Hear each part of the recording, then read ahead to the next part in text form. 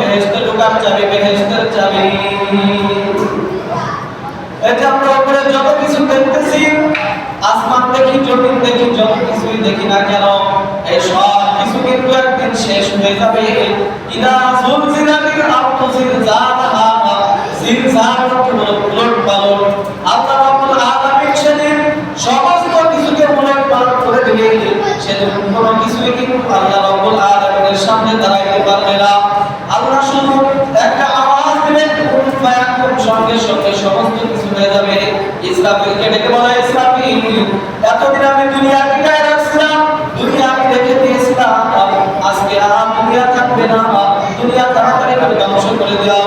ইসরাফিল সঙ্গে সঙ্গে সিংহার মধ্যে ফুৎকার দিয়ে দিবে, আর দুনিয়া পুরো সব তছনছ হয়ে যাবে। তো সেদিন মানবতার শূন্যতা কোনো কিছুই থাকবে না। কোনো ভেদাভেদ করে কোনো লাভ নাই। অমুকে অমুক তুমি পড়লো কেন, অমুকে জুব্বা পড়লো, পাঞ্জাবি পড়লো না কেন, অমুকে অব্যক্তির কাছে গেল কেন, এই ভেদাভেদের কোনো দরকার নাই। আমি আমারটাই দেখি। নবী বলেন, আলা কুল্লুকুম রাঈন ওয়া কুল্লুকুম মাসউলুন আন রাইয়াতিহি। প্রত্যেকটা মানুষ তার নিজের দায়িত্বশীল। কিয়ামতের মাঠে প্রত্যেকটা মানুষের কাছে হিসাব দেওয়া হবে তার নিজের দায়িত্বের ব্যাপারে। এক সাহাবী নবীর কাছে যায়, বলে, ইয়া রাসূলুল্লাহ, ইয়া হাবিবাল্লাহ, আমার তো কোনো ঘর সংসার নাই, ছেলে মেয়ে নাই, স্ত্রী নাই, তো আমারও কি হিসাব দিতে হবে? নবী করিম সাল্লাল্লাহু আলাইহি ওয়াসাল্লাম বলে, ও সাহাবী, তোমার স্ত্রী নাই, ছেলে নাই, মেয়ে নাই, ঘর সংসার নাই, কোনো কিছুই নাই, তারপরে তোমার হিসাব দিতে হবে। সাহাবী বলে, ইয়া রাসূলুল্লাহ, ইয়া হাবিবাল্লাহ, আমি কোন জিনিসের হিসাব দেব? নবী আলাইহিস সালাতু ওয়াস সালাম বলে, ও সাহাবী, তুমি তোমার নিজের বডির হিসাব দেবা। তোমার হাতকে তুমি কোন কাজে ব্যবহার করেছো, তোমার চোখকে তুমি কোন কাজে ব্যবহার করেছো, তোমার পাকে তুমি কোন কাজে ব্যবহার করেছো, তোমার জবানকে তুমি কোন কাজে ব্যবহার করেছো, আল্লাহ দেওয়া নিয়ামত এটা তুমি কোন কাজের মধ্যে তুমি ব্যবহার করলা, এই ব্যবহারের জন্য আল্লাহর কাছে কিন্তু হিসাব দিতে হবে। আমাদের দেশে কত প্রতিবন্ধী লোলা আছে, বোমা আছে, দেখেন না? এদেরকে আল্লাহ জবান দিয়ে কথা বলার নিয়ামত দান করে নাই। যাদের পা নাই, এদেরকে আল্লাহ পা দিয়ে হাঁটার মতো নিয়ামত দান করে নাই, আপনাকে দিয়েছে। এটা আপনি কোন কাজে ব্যবহার করেছেন, কাল কিয়ামতের ময়দানে আল্লাহর সামনে কিন্তু হিসাব দিতে হবে। আমরা যত গুনাহের কাজ করব, সমস্ত আযাব আর গজব কিন্তু আমাদের উপরে চলে আসবে। এটা আমার কথা নয়, আল্লাহ রাব্বুল আলামিন নিজে বলেন, যাহারাল ফাসাদু ফিল বাররি ওয়াল বাহরি বিমা কাসাবাত আইদিন নাস। ও মানুষ, আসমানের নিচে, জমিনের উপরে যত বিপদ আপদ বালা মুসিবত দেখো, ও মানুষ, সব কিছু তোমার দুই হাতের কামাই। তোমার দুই হাতের কামাইয়ের কারণে আসমান থেকে গজব জমিনের উপরে নাযিল হয়। এই গজবের আযাবে আমরা ভোগ করি আর বলতে থাকি, আল্লাহকে দোষারোপ করতে দ্বিধাবোধ করি না, আল্লাহরও দোষ দিয়ে ফেলি, আল্লাহ বুঝি আমাদেরকে দেখে না, আল্লাহর দোষ দিয়ে ফেলাই। অথচ সমস্ত কিছু কিন্তু আমার আত্মার গুনাহের কারণে আল্লাহ গজব নাযিল করে। কোন ব্যক্তি যদি কোন মানুষের উপর রাগান্বিত হয়ে যায়, তার উপরে যে কোনো পদক্ষেপ নিতে দ্বিধাবোধ করে না, আল্লাহ রাব্বুল আলামিন সাথ দেন, সাথ দেন, সাথ দেন, দিতে দিতে যখন আল্লাহ রাব্বুল আলামিন তাকে বান্দা তুই ভালো হইলি না, আল্লাহ রাব্বুল আলামিন আসমান থেকে গজব নাযিল করে দেয়।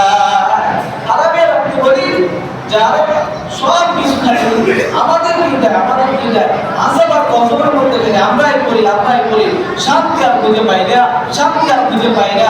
এজন্য এক কবি বলতেছিল, কবি বলতেছেন, শান্তি জ্ঞানে দেয় রে দুনিয়ায়, বসে ভাবো নিরালায়, শান্তি কেন নাই রে দুনিয়ায়। মদের বাজার গরম হলো, জোয়ার তুলে পাগল যায়, মিথ্যা কথা চগল ঘুরি, নামাজ পড়ে কয়জনায়। মেরে এলাকায় স্বাধীন পাইছে, পুরুষের আর দরকার নাই, স্বামী সারা চলতে পারি, দুধের কামাই নিজে খায়। ও তাই বিমান থেকে শুরু করে মোটর সাইকেল সব চালায়, শান্তি জ্ঞানে নাই রে দুনিয়ায়। আল্লাহ কোরআনে হুকুম করেছে, আল্লাহ রাব্বুল আলামিন বলে যে তোমরা কি করো, পাঁচ ওয়াক্ত নামাজ আদায় করো, জিনা করো না, ব্যভিচার করো না, সুদ খাও না, ঘুষ খাও না। আর আমি এগুলোর মধ্যে লিপ্ত হই, আর আল্লাহর কাছে মসজিদে এসে বলবো, রব্বানা হায় রব্বানা, রব্বানা হায় রব্বানা। আল্লাহকে বলে, বান্দা কাজ হবে না, কাজ হবে না। সমস্ত গুনাহের কাজ করব আর মসজিদে এসে হাত উঠাবো, রব্বানা হায় রব্বানা। আল্লাহ বলে বান্দা কাজ হবে না, কাজ হবে না। আগে গুনাহ মুক্ত জিন্দেগি করো, আগে গুনাহগুলো ছেড়ে দাও, আগে আল্লাহর হুকুমগুলো মানো, মানার পরে দেখবা তোমার শান্তির অভাব হবে না। কিন্তু আমি আজকে আল্লাহর হুকুমই মানি না, অথচ আল্লাহকে দোষারোপ করে ফেলি, আল্লাহকে কেমনে বলে ফেলি যে আল্লাহ বুঝে আমাদেরকেই দেয়। আল্লাহ জয় দিয়ে দিই, আল্লাহ যে হুকুমগুলো করেছে এটা আপনি মানেন, তারপরে আপনি দেখেন আল্লাহ শান্তি দেয় না দেয়।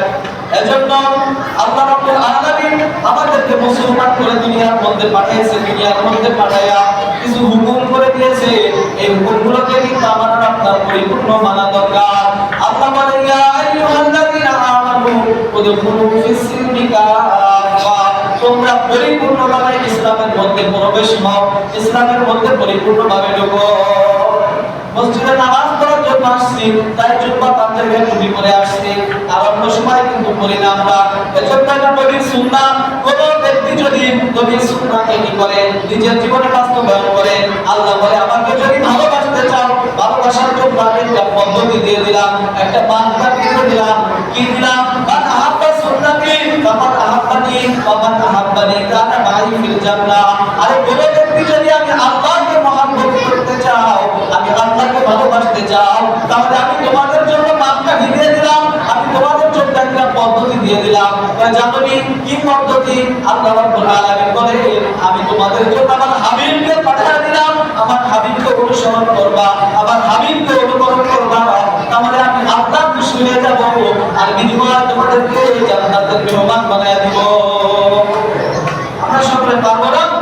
নবীর আদর্শ মানবো, কি মানবো বলে? নবীর আদর্শ মানবো, কুরআন এবং সুন্নাহ মানবো।